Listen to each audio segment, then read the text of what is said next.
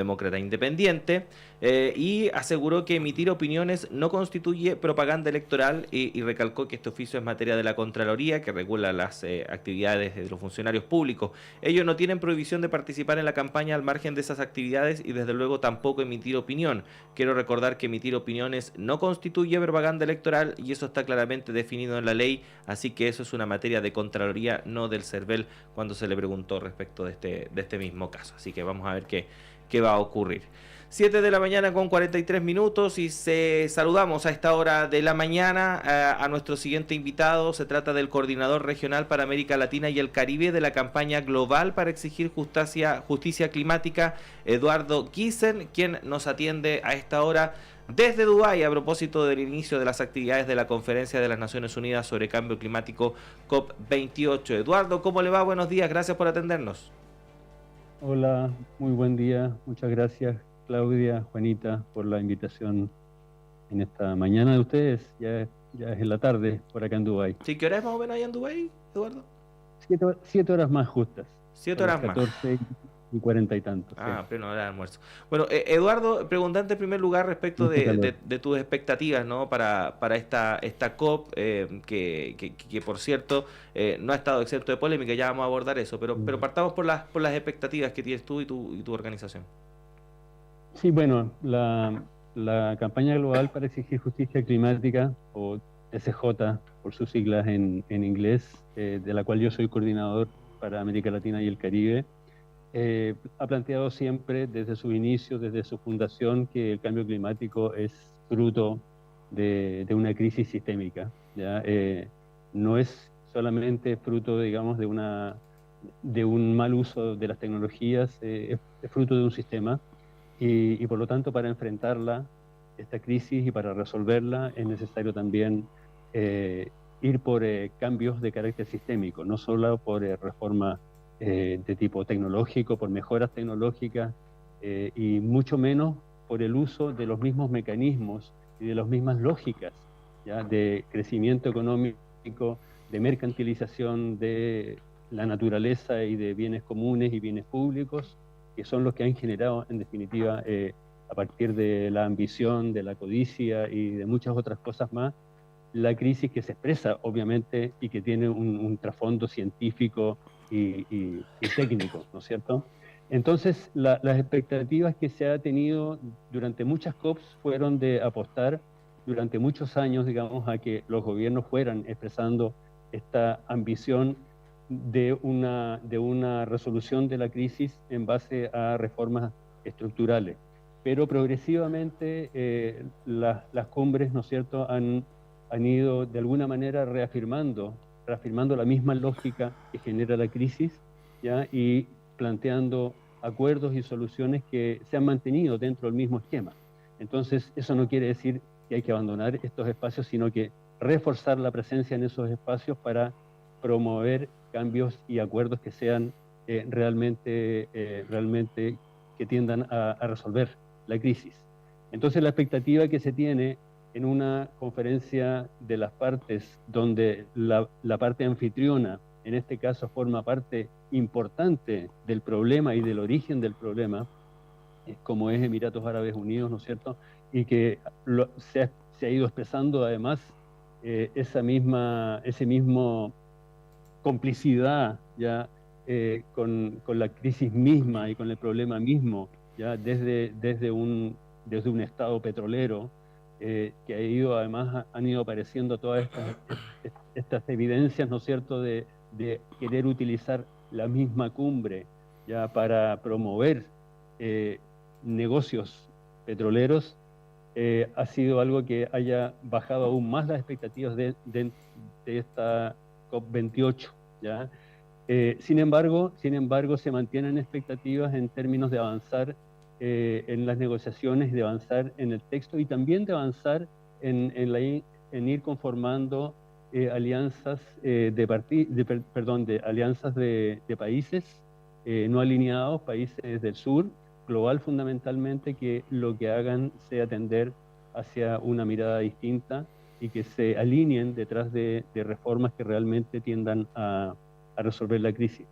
Pero los primeros días el primer día, que fue el día de ayer, ya ha marcado, digamos, una tendencia y el primer acuerdo que se ha tomado, que nuevamente se ha visto, digamos, rodeado de celebración por un acuerdo, ¿ya?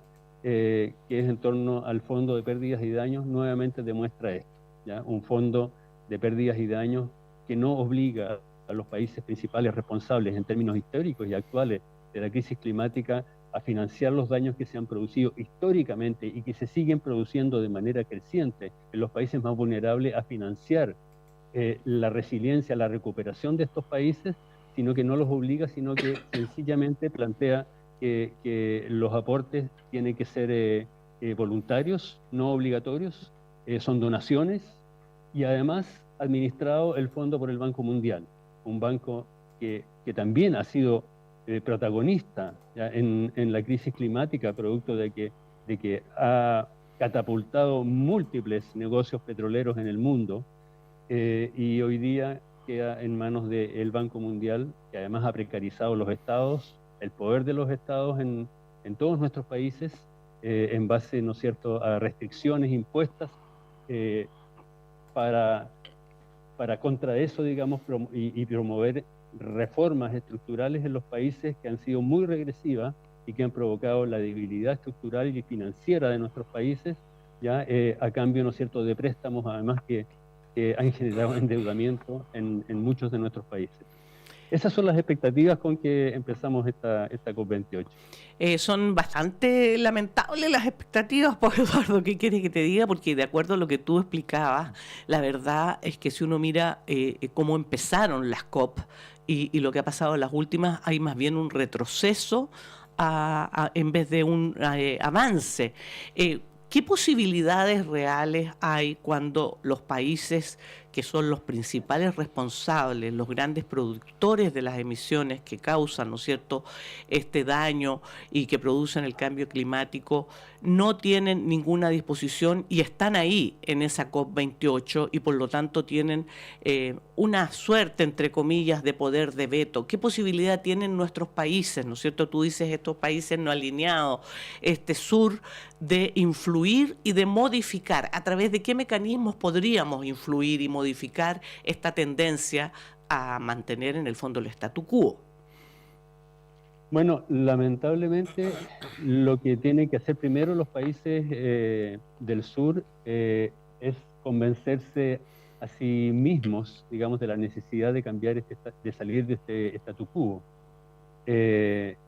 Y por lo tanto el esfuerzo que debe hacerse, y no necesariamente en las COPs, sino durante todo el resto del tiempo, es ir construyendo políticas públicas y alianzas y acuerdos dentro o fuera del marco, ¿ya?, de las negociaciones climáticas, que lo que hagan sea promover estos cambios de orientación del modelo. Lamentablemente eso no lo hemos visto. Tú decías que las últimas COPs han marcado, digamos, esta tendencia pesimista, y la verdad es que es algo que ha sido progresivo desde hace mucho tiempo ya. La captura corporativa, ya, de las conferencias de las partes climáticas ha sido tremenda. La presencia de lobistas de las empresas petroleras ha sido gigantesca, de miles de personas presentes haciendo lobby en favor de las empresas petroleras.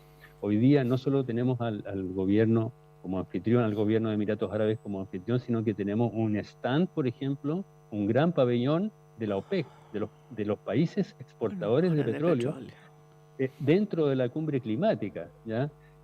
Entonces ya es algo bien, bien terrible, pero yo quiero recalcar esto de que en general todo lo que se ha celebrado antes en Copenhague, después en París, en fin, han sido la celebración de acuerdos, ¿ya? Pero nunca finalmente hemos celebrado la reducción de las emisiones o la reducción de las concentraciones, mucho menos. La curva se ha acelerado de aumento de emisiones y concentraciones. Estamos hablando ya de 30 años de negociaciones, ¿ya? Y asociado al aumento de emisiones y concentraciones de carbono y otros gases de efecto invernadero, tenemos el aumento de los impactos, de los efectos, de los desastres y de la desigualdad en cómo se expresan estos desastres también en el mundo. son los países y las regiones y las localidades y las comunidades más vulnerables las que sufren de manera más terrible y de manera más permanente, ¿ya? Los que tienen que emigrar, ¿ya? Los que sufren pérdidas enormes en sus cultivos, en sus infraestructuras, son los países más pobres. Y esa desigualdad también se ha seguido aumentando, ¿ya? Lamentablemente el concepto de justicia climática hoy día se está mal usando y no se entiende como yo lo acabo de explicar, ¿ya? Sino que en términos de resolver la crisis, invirtiendo, ¿no es cierto?, esta lógica, digamos, de que quienes producen los impactos son además los que menos impactos obtienen, y al revés, los que menos responsabilidad tienen, ya son los que más sufren los impactos, sino que se está hablando, digamos, de justicia climática, ya lo están usando incluso las propias empresas, como una cuestión de consultar, de que las comunidades estén involucradas en los mercados, ya, de carbono, en fin. ¿Ya? Entonces se siguen promoviendo eso. Y lamentablemente nuestros países del sur, incluyendo el de Chile y incluyendo otros países de América Latina, siguen promoviendo también estas soluciones que en definitiva no están orientadas a resolver de manera real la crisis que se está viviendo. ¿Ya? Toda la transición energética de la que se está hablando, que es importante promover las tecnologías limpias, en fin, las energías renovables, lamentablemente no se están expresando tampoco en reducción de emisiones, por ejemplo, en Chile. ¿Ya? En el mismo Chile, las emisiones de carbono, producto, por ejemplo, de la generación energética a combustibles fósiles, sigue aumentando, ¿ya? Por mucho que estén aumentando las energías renovables, como las eólicas, siempre en manos de grandes corporaciones y ocupando grandes espacios, además, más que las termoeléctricas, más que la mega hidroeléctrica, una gran granja eólica, un gran parque eólico, como los que se están impulsando en Chiloé, en toda la zona central, ya están pasando a formar parte del paisaje de muchos de nuestros territorios, ya ocupan enormes extensiones que son nuevamente privatizaciones, y donde ya las comunidades, digamos, ya no pueden hacer un uso más local, de economías locales para esos territorios, ¿ya? Y eso se hace en nombre del enfrentamiento del cambio climático, y eso es muy grave.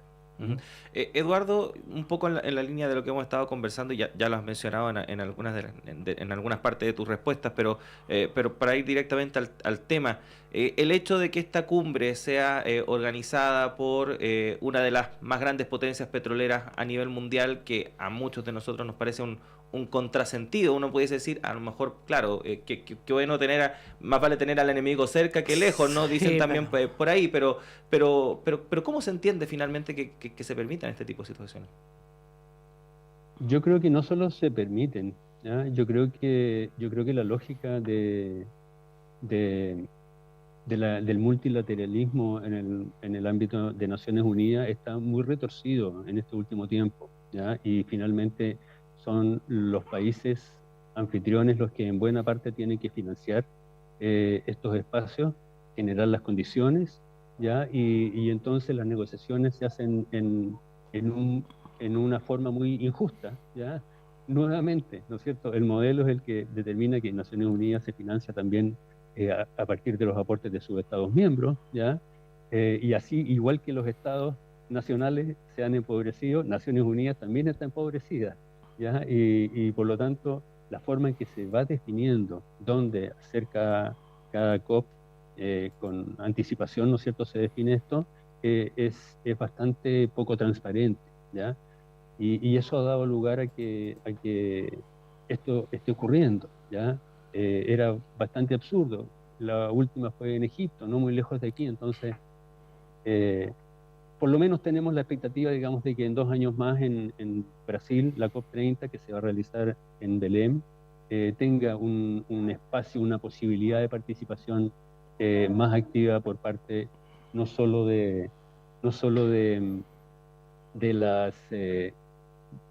las organizaciones de la sociedad civil, sino también de los países del tercer mundo, y que se vean más empoderados para en Brasil poder expresar las desigualdades y las expectativas desde el sur. Ojalá fuera del marco de la lógica que ha primado hasta hoy día, digamos que es una lógica muy mercantil, que gobiernos como el de Chile, por ejemplo, han seguido, a pesar de los cambios de gobierno, que uno habría esperado, digamos, un cambio de mirada, ¿ya? Pero eso no ocurrió así hasta ahora. Eduardo, nos quedan solo un par de minutos, pero quiero preguntarte, ¿tiene sentido seguir realizando estas COP y seguir participando, dada lo que ha pasado hasta ahora y lo que está pasando? Efectivamente, de alguna manera, no es validar ese tipo de acuerdos cosméticos a los que se llega y que finalmente no son resoluciones que vayan al terreno concreto, práctico. Tiene sentido solamente porque no hay alternativa, ¿ya? Tiene sentido porque la única posibilidad de resolver esta gran crisis es a través del multilateralismo, ¿ya? La naturaleza del cambio climático hace que sea, como es un problema global, hace que solo puede ser resuelto a través del multilateralismo, ¿ya? Y por lo tanto, más allá de que hay mucha gente, escépticos como nosotros, ¿ya? Y más aún que plantean que hay que sabotear o que hay que no asistir definitivamente en estos espacios, creemos que sí hay que reforzar la participación en estos espacios, hacer más presión, pero no dejar esa presión solamente para cuando ocurren las COPs, sino esa presión y esa participación hacerla durante todo el tiempo, durante todo el año, ¿ya? Durante todo el año, insistir, digamos, en nuestros países, ir generando proyectos políticos en nuestros países también que tengan esta mirada de transformación, que haga que esa transformación no solo se expresa en las políticas públicas concretas que se desarrollan, en las posturas que nuestros países llevan a la arena internacional, sino también en cómo estos mismos países en esta arena internacional plantean que se tienen que ir resolviendo las cosas, ¿ya? Espero, digamos, que tengamos la oportunidad antes del término de la COP de poder entrar más en materia en cuanto a las cosas que se están debatiendo efectivamente.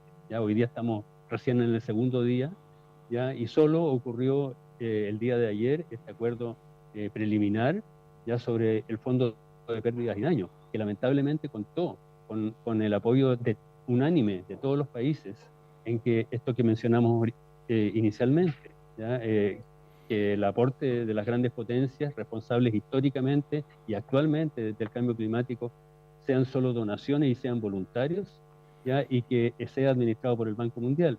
Pero quedan muchas cosas por discutir todavía durante esta COP que tienen que ver con las soluciones, ¿ya? El artículo 6 del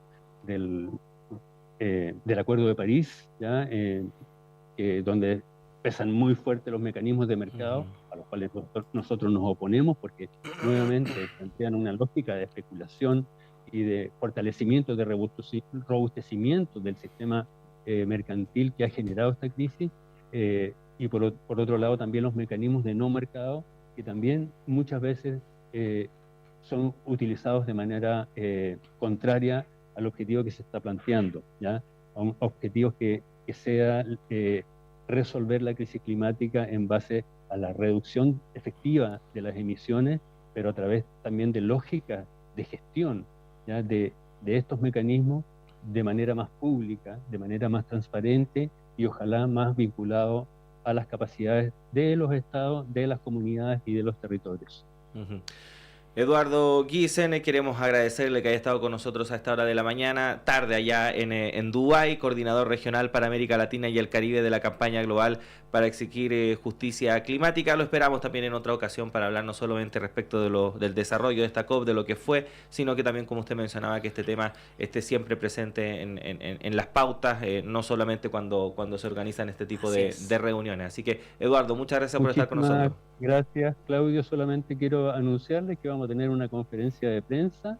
Estamos innovando desde la cumbre pasada en Egipto con una conferencia de prensa con panelistas todos de América Latina y en castellano, además, cosa muy rara en estas cumbres. Nosotros lo estamos transformando en una tradición desde las organizaciones de América Latina. Va a ser el próximo martes 5 a las 5:30 de la tarde de acá, es decir, eso es a las 10:30 de la mañana de allá.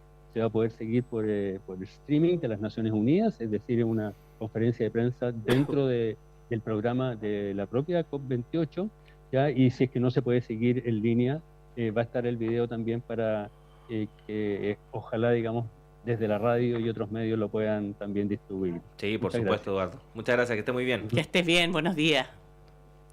Hasta luego. Hasta luego. 8 de la mañana con 3 minutos. Tenemos que hacer una pausa en esta primera edición de Radio Análisis. Siga